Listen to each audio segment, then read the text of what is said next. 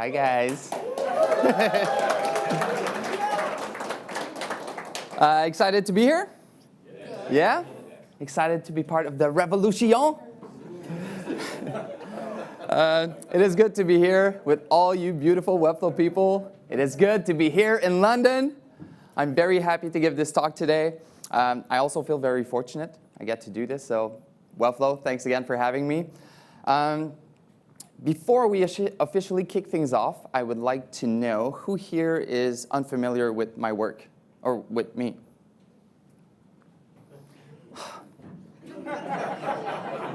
Hello. For those of you who don't know me, my name is Jonathan Morin. I'm a designer from Montreal, Canada. The land far away.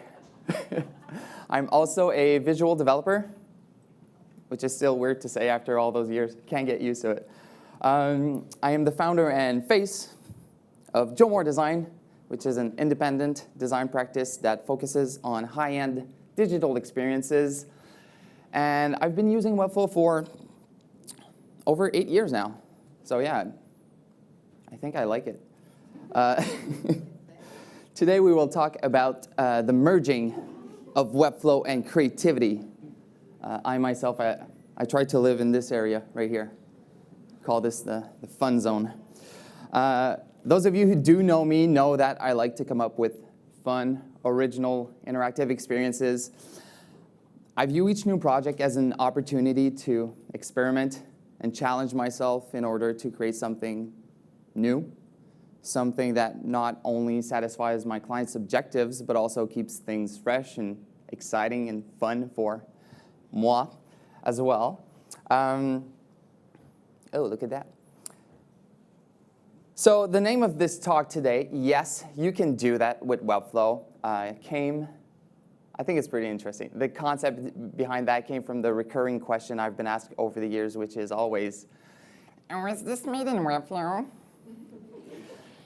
And the answer is always yes, because that's all I do. That's all I know. Webflow is pretty much all I can do. Sure, I'll use some custom code here now and again, but I mean, I can't write code, so if I do use some, it has to be very easy. I mean, if I can do it, I'm sure anyone can do it. But for the most part, I try to stick to what I know. So yeah, this slide. I want to start today with a brain exercise. I just want to feel the room, see what I'm working with here. We're going to do some word association. I'll show images up here, and I want you all to shout the first thing that comes to mind. Like, however it makes you feel, what you associate with that, just say it out loud, okay? Don't hold back. First one. Huh? Yeah, pretty much. What about this one? Hey! Be nice. This is actually a client of mine. This was their old, beautiful website, and this is what we did with it. It's a little step up for those guys. A bit more interactive. Next one.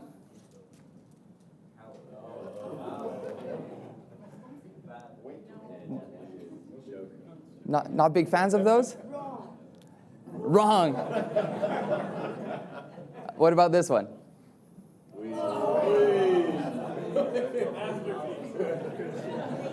Div block 29. It's a must-have for every project. What about this one? It's also a must-have for every Webflow project. This one? Oh. Well, for me, that's a tough one. I mean, for someone who doesn't code, that's a lot to take in. It's a bit overwhelming. I'm just being honest here. So what do you do when that's the case? When you make websites for a living, but you're also terrified of code? It's kind of hard to wrap your head around that.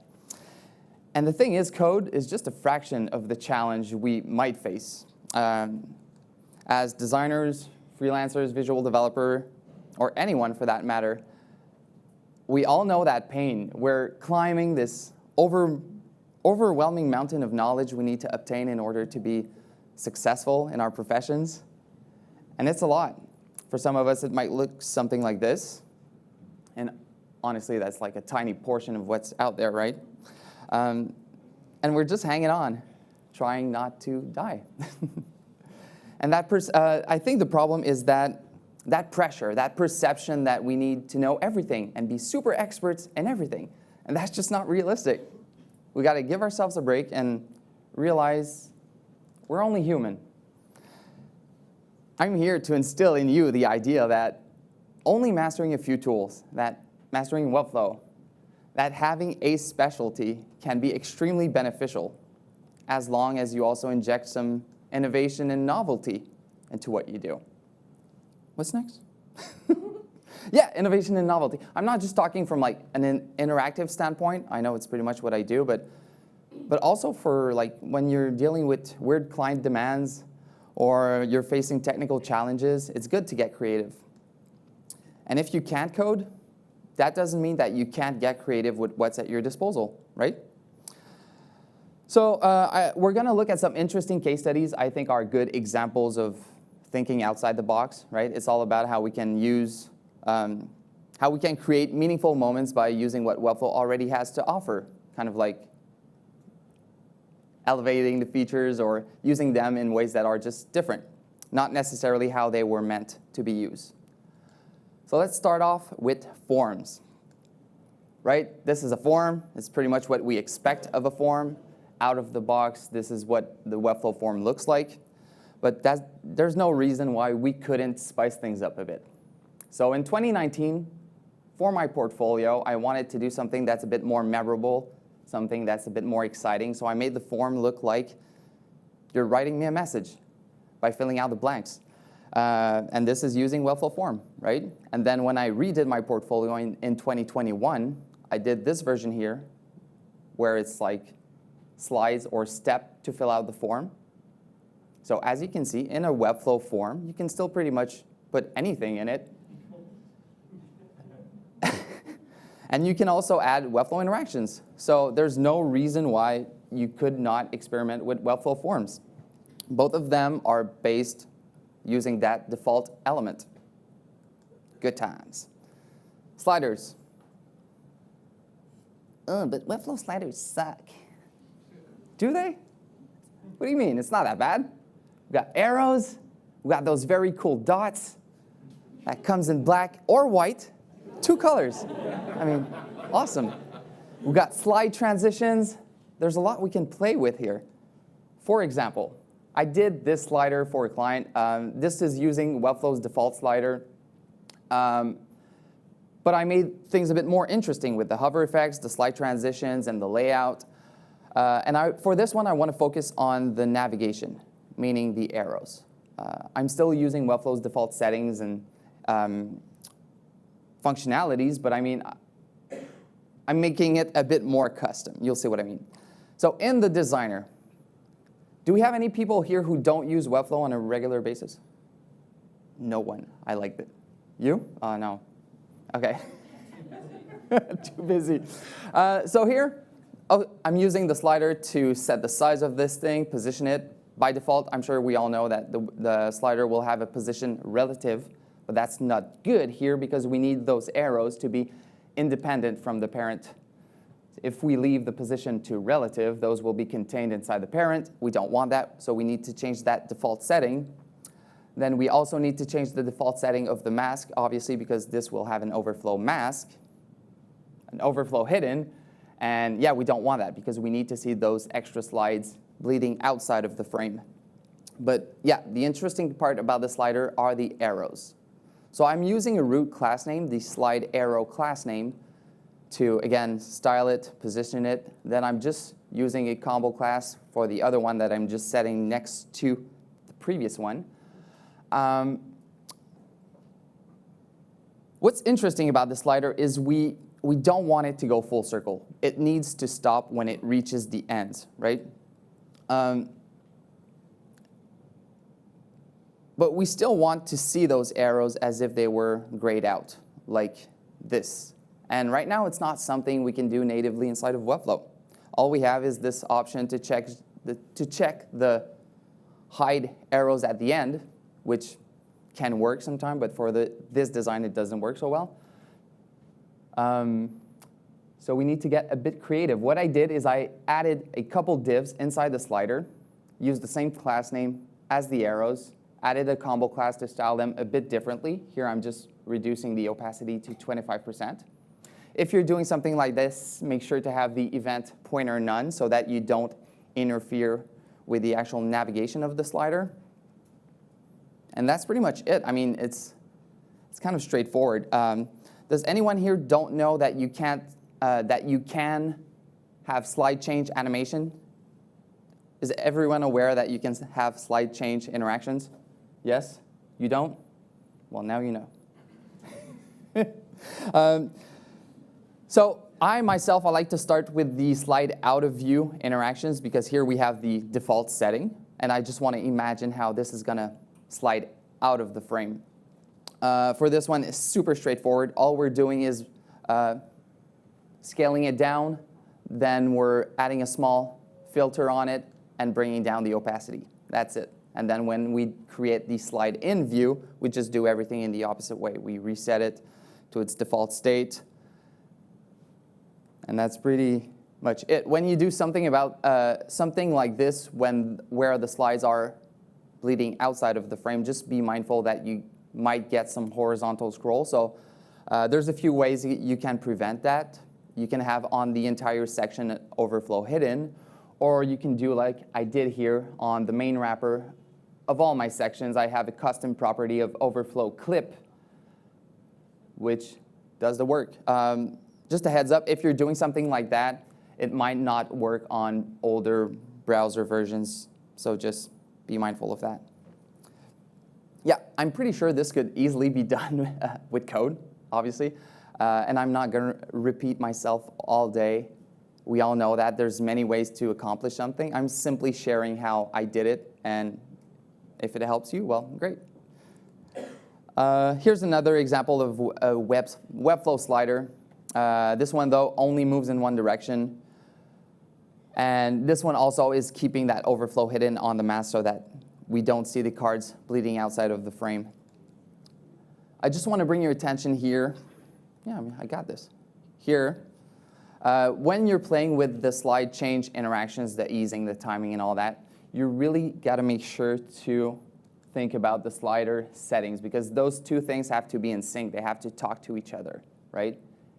If you don't take those into consideration when you're on the interaction side of things, it's just not going to work the way you think it's going to work. And if you get it just right, you get a nomination for e-commerce of the year. Easy.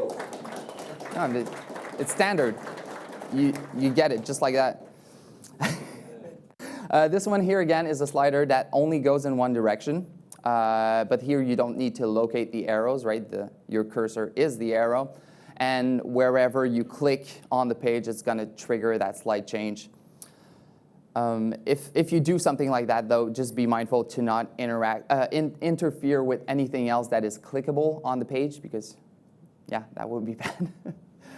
And if you don't know, a cursor like that is easily doable with Webflow interactions. You don't need custom code to do something cool like this. This one here, essentially the same idea. We have the cursor that is giving the users feedback on what's about to happen, except this one is going in both directions. That arrow is going to flip depending on which half of the slider it's on. And we have this cool stretch effect on the arrow that is only done, well, it's only achieved with Webflow interactions and some transform settings. Pretty easy. And what's cool about this one is that the following sections will also use sliders. So it's a page full of sliders. And yeah, when you're on the left, you're only triggering the left arrow. And when you're on the right, it's that reflection. So there you have it. Even if you use like a plain bagel of a slider like Webflow, I mean, you can still do a lot of cool things with it. And if you don't feel like it, well, just don't. You can still build your own sliders inside of Webflow because don't let Webflow hold you back. That's my message today. You want to take a picture? That's a cool slide for a Webflow conference. Did anyone here ever visited this website here? A few people. Keep your hand up if you don't know how this is made, but you would like to know how this is made. I'm not going to tell. Sorry. This has the appearance of a slider, but it's not. It's actually built from scratch inside of Webflow, 100% made in Webflow. There's no custom code. All we're using is a fixed section that is housing all this content. And below it, we have divs that will serve as anchor links for those 1, 2, 3, 4, 5 there. Here I added the outline just so that you can picture how it works. But it's pretty straightforward. You click on the anchor link, and it feels like the slider is going round and round, but actually you're just moving down the page. Pretty easy. So like I said, we have the slider set to fix, so it's always there even as you're moving down the page. Below that, we have those slide sections that each of them will have a unique interaction. Well, not a unique. It's always the same interaction, but it's tied to a different slide. So here we have the first slide section that is going to trigger the first slide, and so on. And all we're doing is rotating that whole thing 180 degrees to minus 180 degrees. Bada bing, bada boom. Pretty straightforward.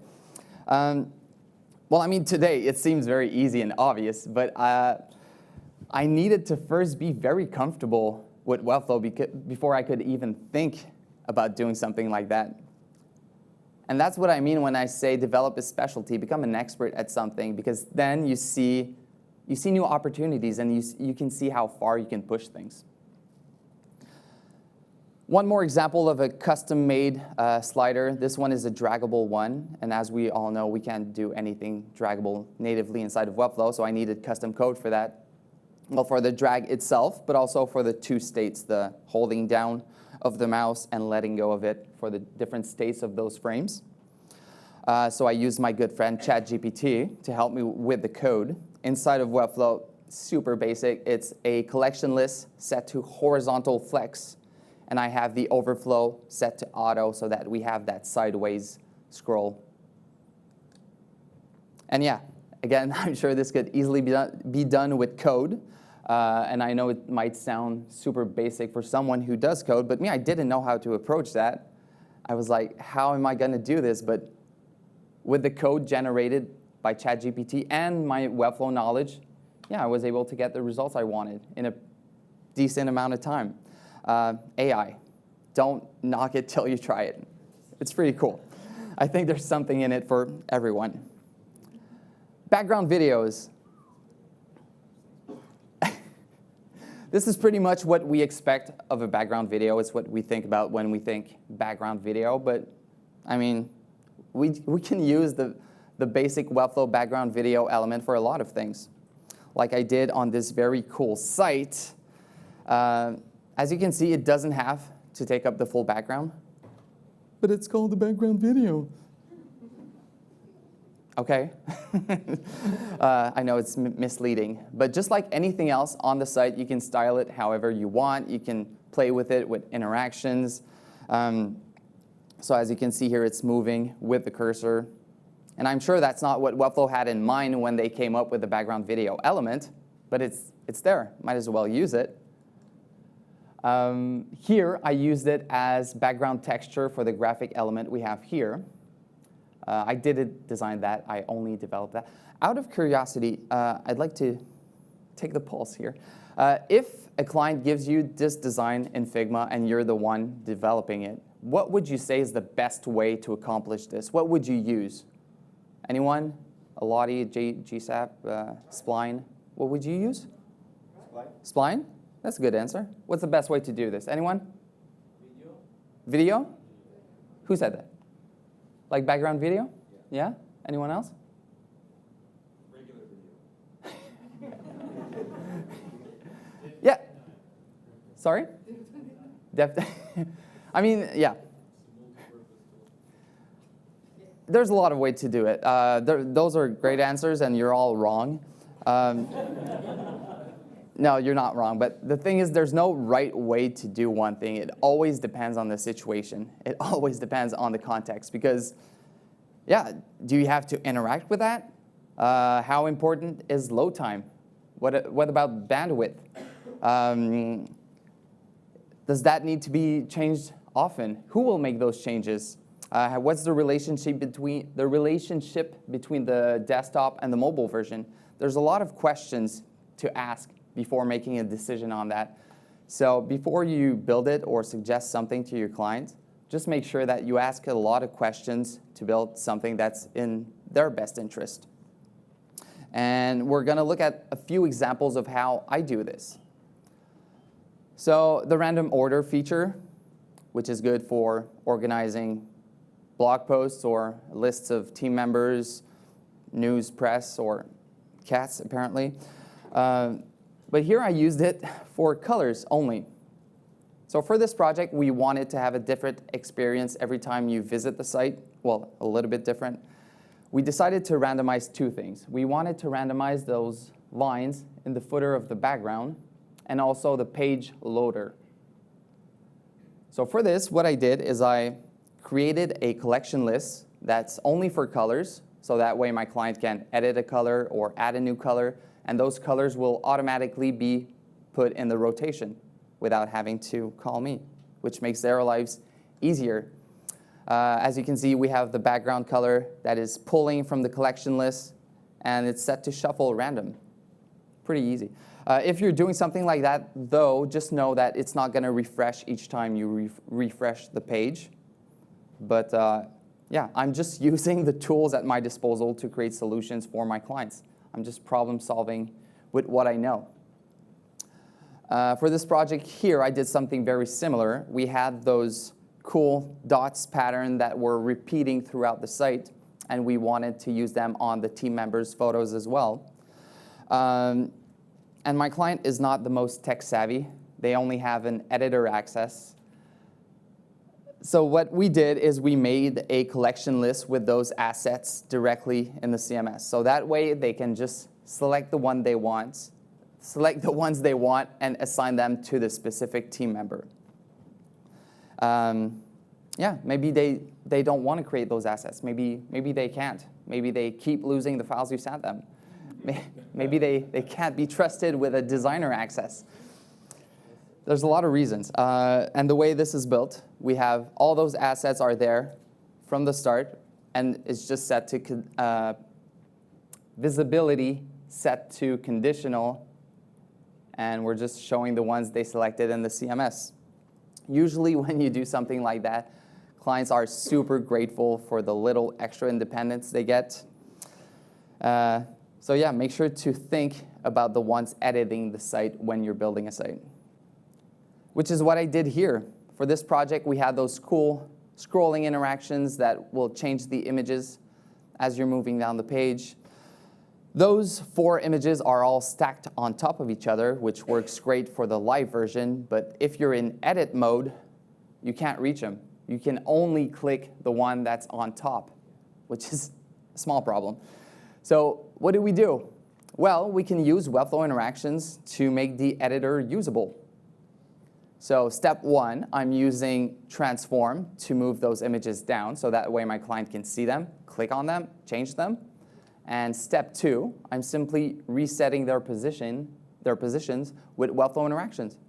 I already had an interaction on the services image div, and I'm using the same one to bring them back to 100%. So that way, when you're visiting the live site, everything looks great. Voila. Yeah.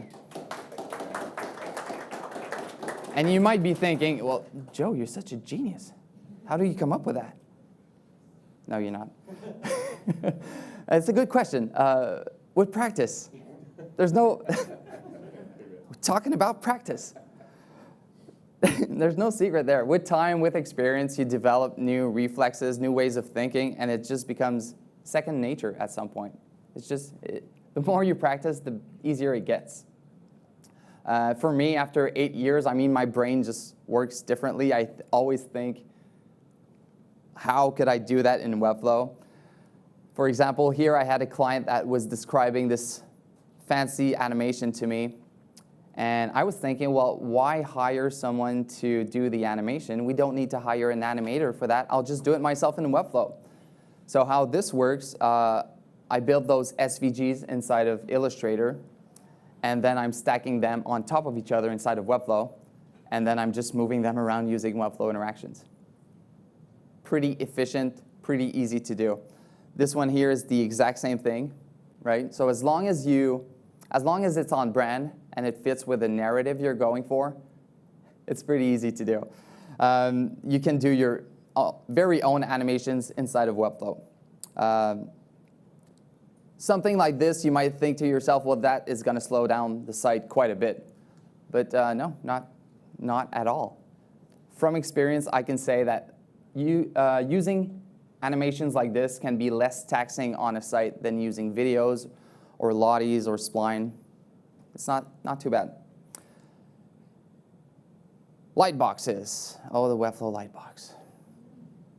So we have that black background. We know that. We have those arrows, that X. Nothing is really customizable unless you use custom code, which can be done.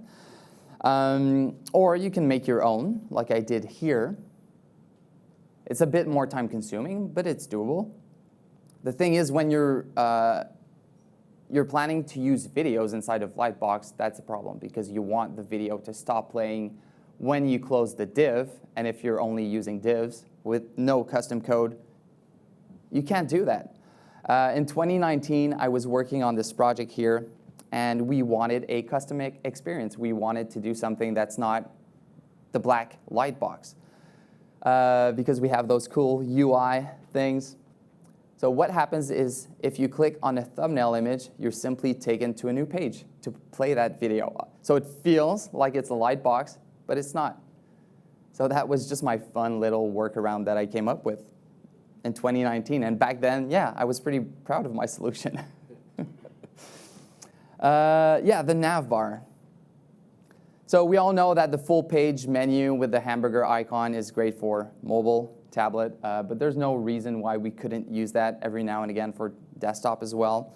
If it fits with the project, go for it. This one is kind of a combo, right? I have a client that had a lot of items in the menu, so we kept the main 3 at the top always, but then we had the full page version for all those menu items. This one is simply at the bottom of the page. It's a bit unusual, even though we're seeing more and more variations of this type of navbar. This one here is, again, a full page one, although the menu is taking up only half of the page. But what's cool about this one is there's no background to it. We're only blurring the content so that we can see what's in the foreground. The sidebar navbar, it's a classic. This one here, kind of a version of the full page one, although I'm making it look more like a pop-up and making it lively with Webflow interaction is just a bit more engaging and on brand for them. So yeah, all those are 100% made in Webflow, natively with the navbar element. So when you know your tools well enough, there's no reason why you couldn't get creative with them. Just if you're comfortable, don't be afraid to push the boundaries. And knowing my everyday tool this well helped me in a very odd and particular way I'd like to share with you. Earlier this year, I was lucky enough to work with one of my all-time favorite artists. If you don't know him, check him out. His music is amazing. And we had this concept of playing MP3s each time you click on one of his albums. And we all know that you can't do anything that has to do with audio natively inside of Webflow. So I had to use ChatGPT again. And it's fairly easy if you're just looking to play an audio thing when you're interacting with it. So you click discover, it starts the MP3. You click the X, it stops the MP3. Simple enough. The challenge was to get those 5 albums talking to each other. That was not fun.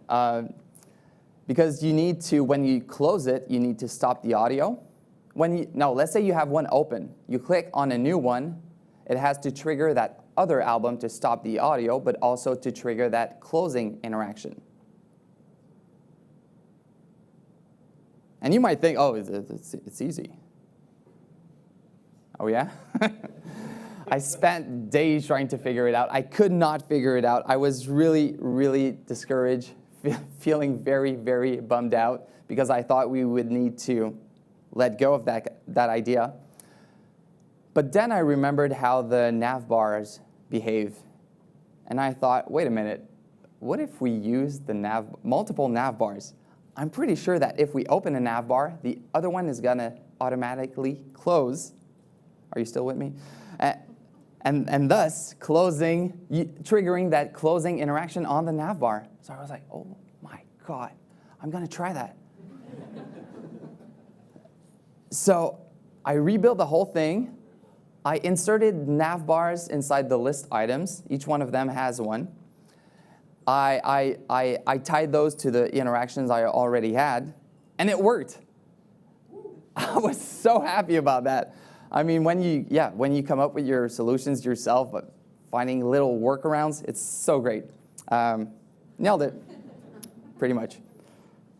And yeah, it's not super kosher, but don't worry about it. And if I wasn't super well versed in Webflow, I never could have thought about trying something like that.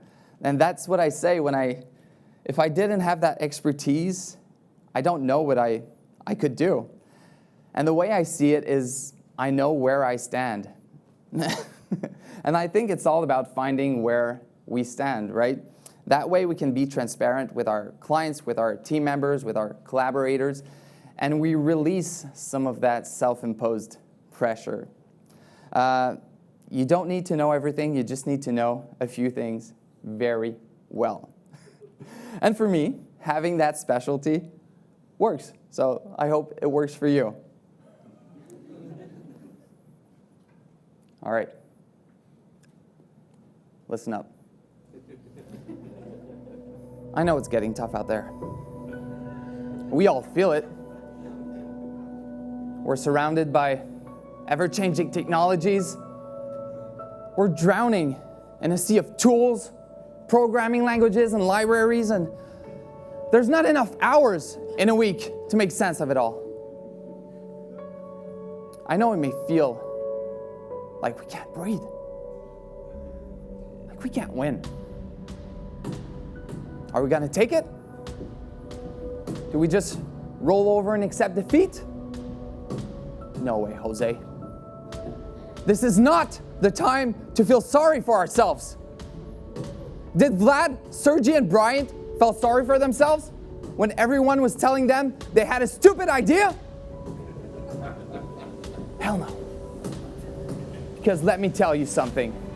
They knew that to be successful, you need to be hungry, focused, and persistent. And I know that each and every one of you here have that fire burning inside of you. And you're ready to go out there, show the world, and leave everything out on the field. This is our time. Who's with me? On your feet. Everyone, stand up. Everyone.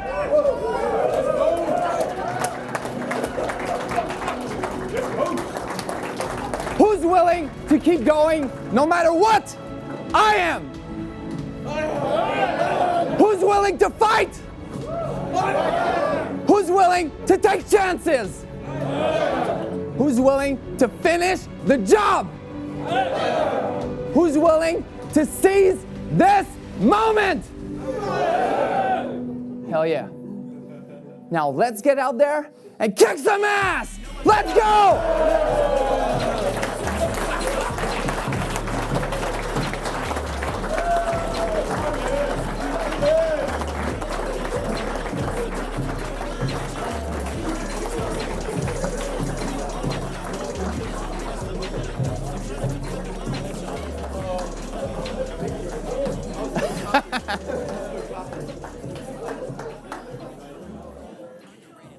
Do we have time?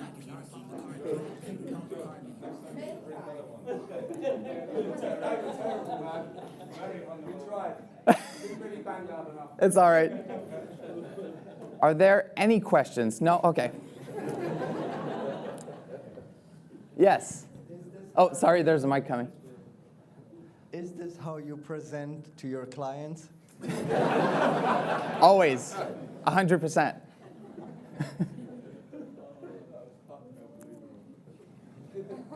Was this rehearsed? No. No. You're practicing that in my bedroom. Did you hear me? Maybe, I might have. Seems a bit angry last night. But yeah, are there any questions? Like,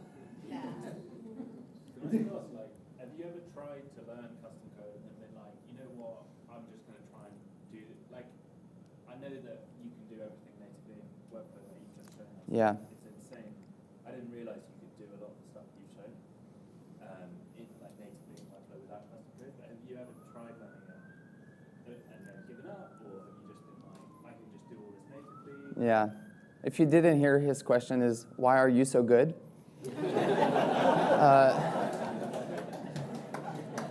No. He's asking if I ever tried to code, and no, I'm just a wuss. I never gave it a shot, honestly. But I could, I could try. I've just never, it's not for me. Any questions? Other questions? Yeah? Is there a specific way that you're prompting ChatGPT to give you the custom code that you need for Webflow?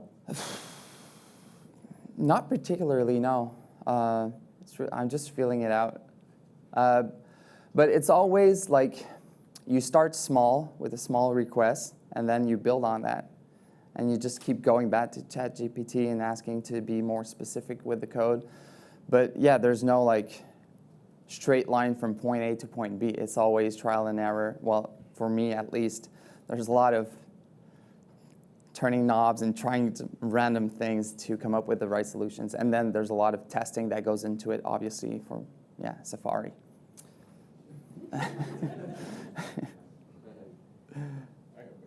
Yes, sir. So your sites are super heavy on animations and interactions. Yeah. I was wondering about your process. Do you storyboard the site or just straight to Webflow and wing it? Yeah. Well, to be fair, not all projects are like filled with animations and super creative, but the ones that are, I typically storyboard, and there's a lot of me just talking through the story and trying to explain the animations to my client, because often I'll do some prototype, but I don't prototype every single thing. So there's a lot of trust with the client, like, come with me in this crazy adventure, but I'm trying to explain it as well as I can. And if we need to, I'll do a prototype for them so that they can really get the idea. But yeah, there's no like exact process.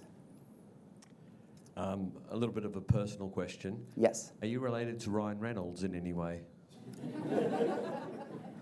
Well, he is Canadian. We might, no, why?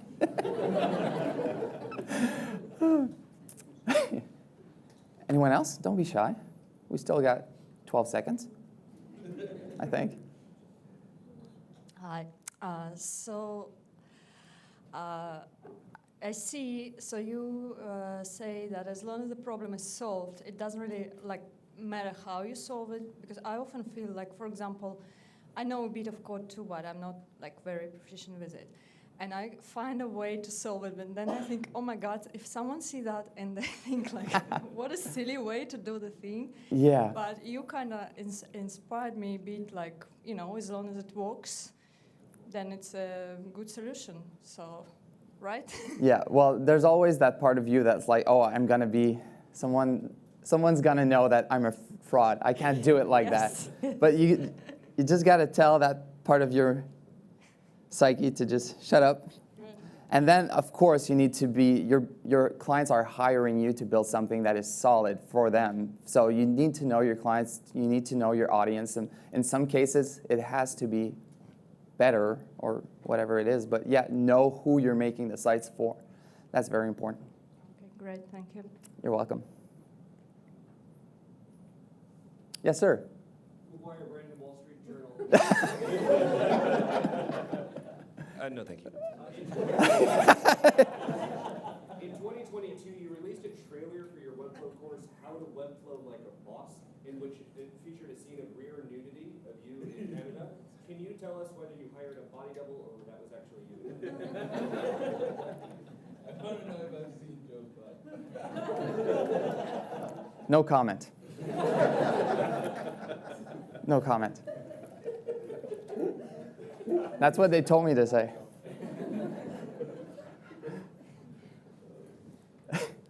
Well, thanks a lot, everyone. This has been amazing. I'm really glad you were here.